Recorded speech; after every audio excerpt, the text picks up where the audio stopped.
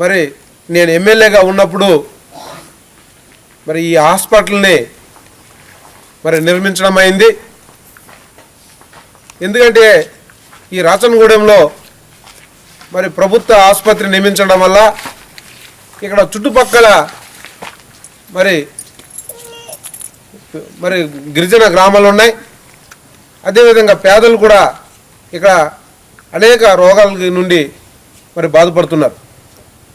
మరి అలాంటి విషయాన్ని మరి ఇక్కడ ఉన్న గ్రామస్తుల దృష్టిలో పెడితే మరి ఎమ్మెల్యే ఉన్న సమయంలో మరి ఇటు అంకనగూడెం పంచాయతీకి ఇటు రాచనగూడెం పంచాయతీకి కూడా మరి ఉపయోగంగా ఉంటుంది, ప్రజలకి వైద్యం అందుబాటులోకి వస్తుందని మరి రాచనగూడెంలో మరి ప్రాథమిక వైద్యశాలని ఆనాడు మంజూరు చేయడమైంది. మరి ఆ రోజు నుంచి ఇది పూర్తయి ఈ హాస్పిటల్ పూర్తయి 2 సంవత్సరాలు అవుతుంది. 2 సంవత్సరాలు అవుతున్నా కానీ ఈ హాస్పిటల్ని ప్రజలకు అందుబాటులో తీసుకురాలేదు. మరి ప్రభుత్వం కూడా వచ్చి 2.5 సంవత్సరాలు పూర్తయింది. ఈ కొత్త ప్రభుత్వం చంద్రబాబు నాయుడు గారు వచ్చి 2 సంవత్సరాలు అవుతున్నా ఇప్పటి వరకు ఈ హాస్పిటల్ కన్నెత్తిన చూసిన ప్రజాప్రతినిధులు కానీ అధికారులు కానీ ఎవరు కూడా లేరు.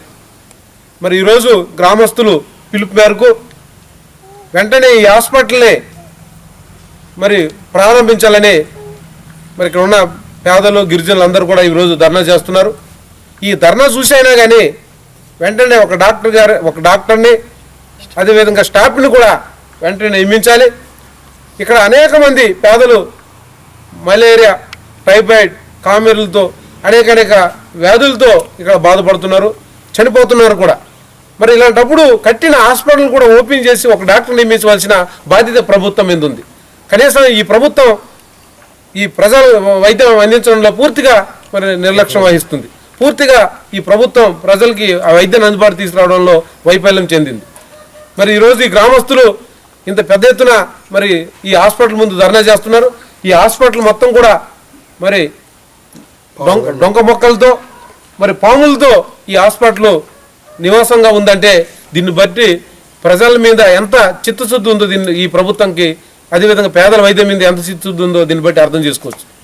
మరి ఇప్పుడైనా కానీ ఈ ఆందోళనలు చూసినా కానీ ఇటు ప్రజాప్రతినిధులు కానీ ఇటు ప్రభుత్వం కానీ అధికారులు కానీ వెంటనే ఈ హాస్పిటల్ని మరి ప్రారంభించి ఇక్కడ ఉన్న పేదలకి ఇక్కడ ఉన్న రోగులకి మరి వెంటనే మరి మెరుగైన వైద్యం అందించలేగా దీన్ని మరి ఉపయోగంలోకి తీసుకురావాలని ఈ సందర్భంగా ప్రభుత్వం డిమాండ్ చేస్తున్నది.